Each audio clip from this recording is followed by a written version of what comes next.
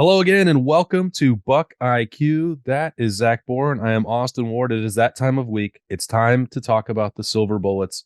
Another big win for Ohio State. Another one with the defense helping set the tone early. It was 49-20 at Michigan State. One of those, of course, was the offense giving away a score. So you can strike that from the record for a defense that Zach, through the first half of the season, we're here at the midway point, has been a top 10 unit, and it's sort of, I don't know if it's lived up to expectations, exceeded expectations. I don't know how you would put it. No doubt. And that's a great question. I think just looking at the first part of the season, this defense has performed the way that everyone anticipates them to, so maybe that's meeting expectations. Although, the way Tommy Eichenberg's played, the way, Ronnie Hickman and that entire back end with Tanner McAllister, Lathan Ransom, some of those guys have been playing, Mike Hall, what he's doing up front.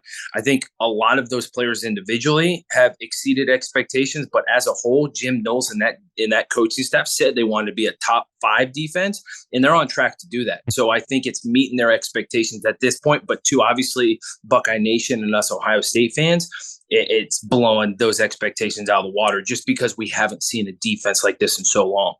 Yeah, I wondered, Zach, if it would take some time. And, we saw like Notre Dame was maybe working through some things on offense, and I can understand if people wanted to discount that performance early on, or you can say they haven't played the greatest competition in the world. And I understand all that part, but it just, when you're learning a new defense, when you have a new coordinator, some new position coaches, you think, well, you wouldn't think right out of the gate that it would look as cohesive as it has. So like, to me, I think that part is ahead of schedule because I haven't seen that many signs of growing pains. No, I completely agree with you. But I think in preseason camp, Jim Knowles was saying that it all starts with the middle linebacker position. That is the quarterback of the defense. And Jim Knowles said early on, even in spring ball, that Tommy Eichenberg understood this defense quicker than anyone ever has that he's been, any defense scheme that he's been in and worked. So, being that Tommy is the middle linebacker and being the quarterback defense and being able to make adjustments and get everyone on the same page, I think that's what prohibited the growing pains that we haven't seen. Right. And so times when a new DC comes into Ohio State, we see some miscommunications in the back end. We see bad run fits. We see the big plays that the defense gives up, and we haven't seen that this year. And I think it all goes back to Tommy Eichenberg. You and I have given him so much this year, and it's very much warranted for that praise.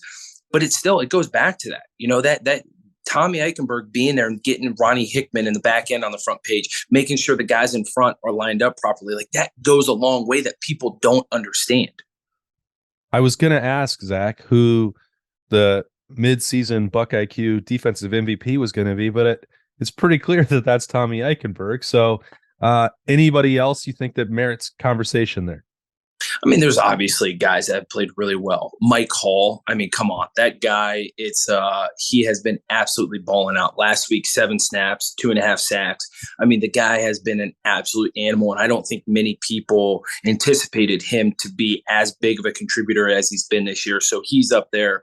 I think Ronnie Hickman, Tanner McAllister are both guys. Obviously, Tanner hasn't played every week, but what he's brought to the defense and some of the plays that he's made, and we've outlined that here on BuckIQ, he's done a lot of things. And so, outside from those 4 guys, even like Steel Chambers has been playing really well, and Tommy's been getting all of the hype. But last week we broke down Steel and the way that he's really been playing. There are so many guys playing really well, but come on, when it comes to an MVP, man, it's got to be the guy in the middle of the defense that's getting everyone on the same page. It's hard to argue with it. Also, it was pretty clear what the impact was to have Lathan Ransom healthy and back out there for Ohio State in the secondary. We've got some clips of him to break down, but he had that really important performance against Notre Dame early. He dealt with some injuries in the middle of the first half of the season, and then he came back, and you could see, like, I don't know, Zach, if it was more of a matchup that favored Lathan Ransom because Josh Proctor wasn't hurt, but both of them are playing, and both have had some really bright spots, but the spotlight opportunity against Michigan State belonged to Ransom. For sure did. And I think we've seen him get more and more comfortable. And there's some guys that obviously this is a new defensive system for them, and they might not catch on as quickly as some of these other guys. But as these games have went on, I think you've seen some of these guys get more and more comfortable and being able to relax and react to see what they're doing instead of thinking so much. And that's Lathan Ransom. The other thing, Ransom is coming off a massive injury from the Rose Bowl game last year, and we saw him early on the season, and it's tough coming back from that. It's tough going through those things and kind of getting that confidence. And so now we're seeing Latham mentally match up physically. And I know people want to say, that's to an athlete, that's a huge thing, right? Because sometimes mentally you have it, but physically your body can't keep up, or sometimes physically you're there, but mentally you're just losing it. And so to see that come together like Lathan Ransom has, especially last week, and you're starting to see him mold more and more into that player that we all knew that he could be, man, that's a huge sign for this Buckeye defense, and it's huge for Lathan. Yeah, to be on the ground at the turf in the Rose Bowl with a broken leg on January 1st and then shining by not just October, but September as well. What a huge bonus that's been for the Buckeyes. Seems like it's a good time to break it down with Zach Boren on BuckIQ. Let's roll the tape. All right, Zach, I think this is all three of these examples that we're going to look at are pretty good examples and pretty amazing to think about that injury that we talked about. But this was right off the bat early on. Lathan Ransom gets a start. Not sure, it qualified as a mild surprise, and then he goes in there, and this is not the hit of somebody who just had a broken leg 10 months ago. No, completely agree with you. And this is what I love about this play is that, coming off that injury, especially being a broken leg, Lathan Ransom's down here in the box. From the pre-snap, he's playing a little bit lower. It's first quarter, 14 minutes, right? The game's just starting. Michigan State's driving down the field. They're anticipating run on 1st and 10. Lathan Ransom plays downhill, isn't scared to get his nose dirty, and puts a great hit here on the running back. It's almost like he's playing linebacker in this position. We've seen Jim Knowles wanting to get those safeties involved in the run game, and normally we see Ronnie Hickman be that person. Here, Lathan Ransom comes up, makes a play, and heck, he's starting almost 10 yards off the ball, comes up here and makes the play at 2 yards, past the line of scrimmage. And man, he put on a bit. Actually, when I was watching this, I'm like, man, this dude jacked him. And this is a bigger hit than what people think. Yeah, he was moving. That's a little bit of reading and reacting and then delivering some punishment. No doubt. And this was a great start for Lathan Ransom. And once I saw this, I knew he was expected to have a big game. Yeah, and that continued. So just about 1 minute later, that same opening drive, Ohio State trying to set the tone. This will definitely help do that. No doubt. And if you pause it right here, I want everyone to see where Lathan Ransom is. He is outside the hash, right in between the hash and the numbers, playing about, 8 yards off the ball. Look how down he is. I mean, he's 3 yards behind the linebackers right here. He sees this, takes a step forward right there, realizes his pass, and guess what? Bust his butt back to the middle of the field, and he freaking makes one hell of an interception right here. I mean, this is closing speed. This is all-out effort. This is everything. This reminds me of the Tanner McAllister play that we broke down against Wisconsin. But for him to be playing as low as he was in the box, expecting run, and then go and make this play and catch the ball over his shoulder, this was an outstanding play. And I don't know if people, I say it again, I don't think people realize how great of a play this is. He comes down, takes a step, and he runs 35 yards. Look at that. He was on the 35-yard line, runs at an all-out sprint, is looking at the wide receivers over to the right side of your screen right now. He's looking at the quarterback, then peeks over at the right side. He's looking for someone to come to the middle field, knowing that he's middle field help on this side of the field. Recognizes the quarterback throwing right here and takes off right there and makes this play. This is amazing. Yeah, just incredible awareness, great ball skills. I mean, they tried to review it to see if he actually caught it, or they did review it, and Lathan Ransom finished off that catch, had the interception. Somebody pointed out or asked me the other day, well, maybe if the ball hadn't been overthrown slightly, Ransom doesn't have it. I think the other view made it more clear that he was scared because he saw the receiver stopped because he saw Lathan Ransom was there and he was going to have to plow right into him because he looked like the intended receiver.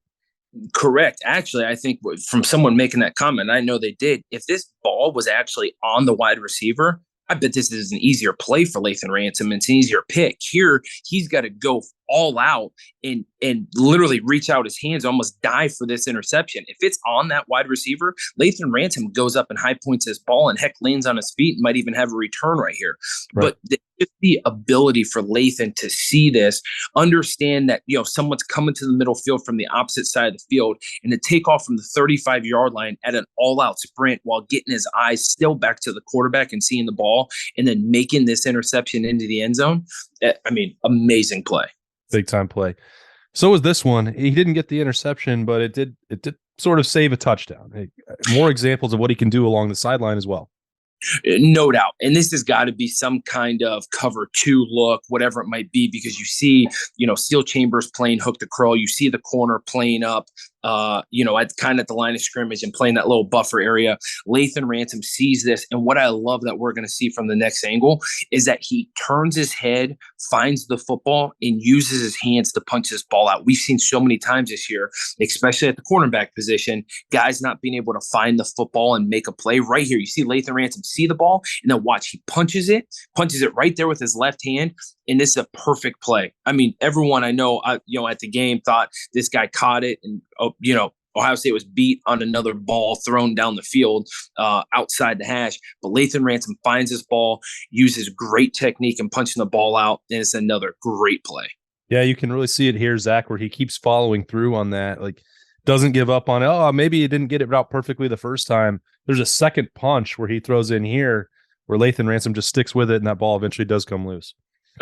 For sure. And I think it all starts with him understanding where he was at, understanding, kind of the route that the wide receiver's running, finding the football and being able to react from what he's seeing. And this is great technique. This is following through. Like you said, he didn't get with the first punch, continues to punch at the football and trust his technique. And there you go. The football comes loose right there.